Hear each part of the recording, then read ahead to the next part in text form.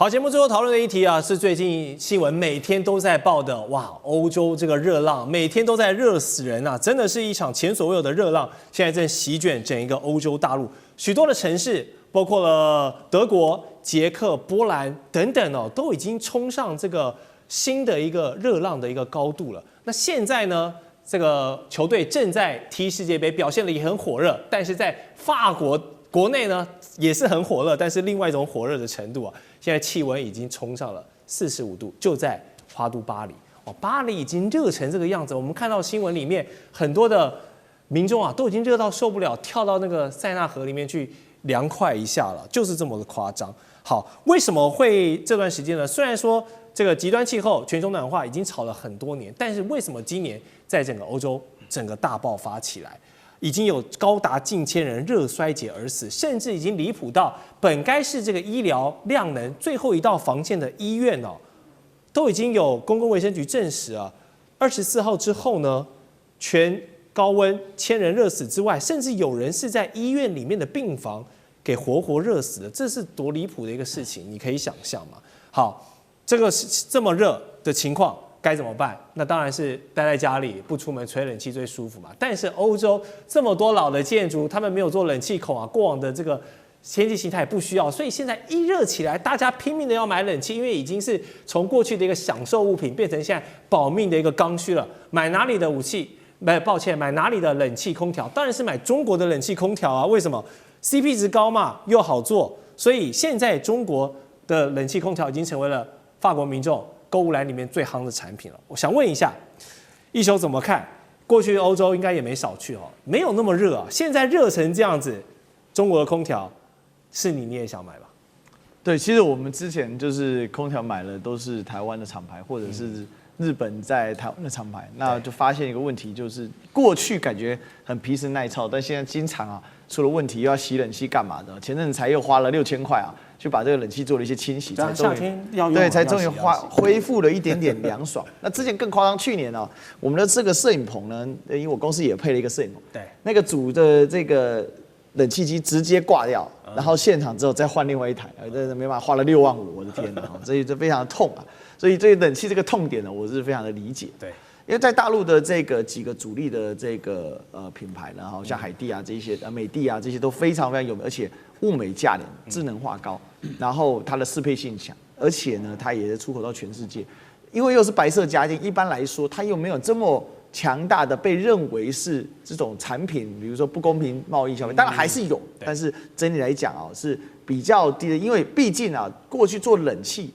它並不是很賺錢啊。沒錯。那因為冷氣就是一個很成熟的產業，但是大陸現在透過它的一個產業鏈的優勢，那它基本上把冷氣不僅做到賺錢，而且呢花樣五花八門，產品推陳出新，所以這也是為什麼歐洲沒辦法抵抗這一波這個在熱浪之下呢，他們要採購這個中國大陸的冷氣。因為最主要還有一個關鍵，因為過去這邊西風帶的國家，他們根本就用不到冷氣。大家知道我們的綠建築最喜歡學誰？最喜歡學德國，因為呢德國啊還有西風帶，那但我常常罵這些官員就是彈頭官員啊，為什麼？你去西風帶學這個綠建築是要學什麼？那我們就沒西風帶，我們只有季風帶，是要怎麼學呢？這莫名其妙。所以你看，我們的綠建築熱得要死，但為什麼它的綠建築很舒服？因為這個完全是氣候差異。但這一次歐洲所遇到是前所未見的一個狀況，是有史以來最高溫。現在叫 heat dome， 就是熱穹現象，熱穹效應，對，熱穹效應，或者叫做熱巨蛋吧，啊，就完全悶在裡面。為什麼？因為大家知道，隔了一個地中海南邊是這個世界上最大的撒哈拉沙漠。撒哈拉沙漠本來它是屬於副熱帶的一個高壓籠罩帶，所以呢，它的氣流沉降之後呢，它會把相關的這個熱量給帶掉。帶掉之後，它其實到歐洲，它反而變成一種吹過洋面的涼風。但現在的狀況是，整個撒哈拉沙漠的熱氣啊，它是外溢到了整個東南歐的地方，而且這個外溢有個缺點，這是熱風，熱風會把整個水汽給吹散。水汽吹散之後，太陽直接直射地板，更熱。本來要有雲，它才會大量的反射這些熱氣，讓它比較涼爽。所以歐洲不再是涼爽代名詞，而是非常非常酷熱的一個結果。而且最慘的是，歐洲沒有應對這個能力，他們現在能源也缺，本來也不裝冷氣，所以導致這一波為什麼會這麼的嚴重？所以回過頭來啊，這短時間之內，馬上老百姓是已經死傷破千了的狀況。那整個歐洲對於這個它是沒有任何應對能力，所以對於中國大陸的供應鏈，只會介入得更深。是，就算歐洲想重建這供應鏈，依然是非常困難的，因為歐洲目前沒有，不管是基建的缺乏，不管是相關的產業配套措施，大家要知道，在整個長三角，你50平方公里之間幾乎可以收集80%-90%以上的相關零組件，這是很大的不一樣。所以對於現在歐洲來講，嘴巴上是很硬啊，不過身體還是挺誠實。是，這說到這個口嫌體正直哦，過去歐洲人最喜歡論述的那一套左派環保，對不對？就拿這個環保冷媒的這個綠色報一臉來擋中國的冷氣，但是中國廠商早就已經用科技突破了這個狀況，甚至可以比歐洲的冷氣做得更環保、更高效，所以沒辦法，現在包括了法國的媒體都坦言，他們各級學校、公共機構緊急採購的空調設備，幾乎都是清一色來自中國的品牌。所以這樣又便宜、效能又好、風吹得又大又涼又舒服的冷氣，就問你吹不吹？那今年法國老百姓、德國老百姓，大家都知道中國空調好嘛，所以想問一下委員，未來會不會像包括中國的空調更多這個 Made in China 的好物賣到歐洲去？对，我想這件事情哦，是重重的打了歐盟執委會的臉。那麼在前2週，你才看到歐盟執委會對外這個示警啊，說這個歐盟一年對中國大陸的貿易逆差有3600億歐元哦。那麼，但是事實上，歐盟執委會在玩的是一個很簡單的數字遊戲，也是一個很低級的數字遊戲，因為真正的貿易逆差不是這樣算的。我曾經說過，在自由貿易的時代裡頭哦，就一個國家像歐洲對中國大陸的這個產品的進口，通常包含了幾個原因。第一個原因就是剛才靜喬講的，它的產品 CP 值高，對，有競爭力，高品質。所以呢，當這個產品進入歐洲的時候呢，它對歐洲的消費者來說是一個福音，因為它可以用比較低廉的價格買到好的產品。這本來就是當時自由貿易要推動全世界最主要的一個概念哦。那麼第二個就是，它今天從中國大陸進口的是零組件，是中間產品，進到了這個歐洲之後呢，它重新組裝，它用更高的價格賣出去了。所以呢，它從中國大陸這邊進口了，可是用高價賣出去了，它還是賺錢了。第三種就是歐洲很多的企業哦，它都在中國大陸設廠，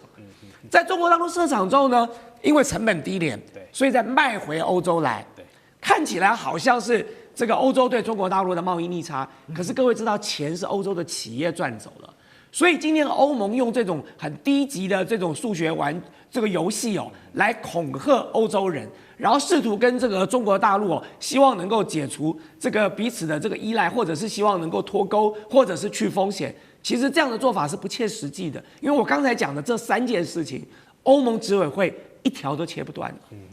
好，包含委員剛幫我們點出了這個歐盟啊。以往可以玩這些小把戲啊，畢竟以前的天氣好，但現在越來越熱，你真的忍不住必須要買中國的空調。不只是中國空調，從電動車，從各式各樣物美價廉的高性價比的中國產品，現在都是狂銷歐洲。艦長有沒有觀察到，這會不會讓現在迫使歐盟重新去思考外交方針，甚至是對中政策？如果一起吹中國空調，我們的關係是不是更好一點？但是。應該是如此，但是歐洲執委會不這麼想，他們覺得抗中才是工作，那親中對他們來講不是生活。那我們這樣講啊，我們看到這歐洲到底有多熱啊？我們看到這個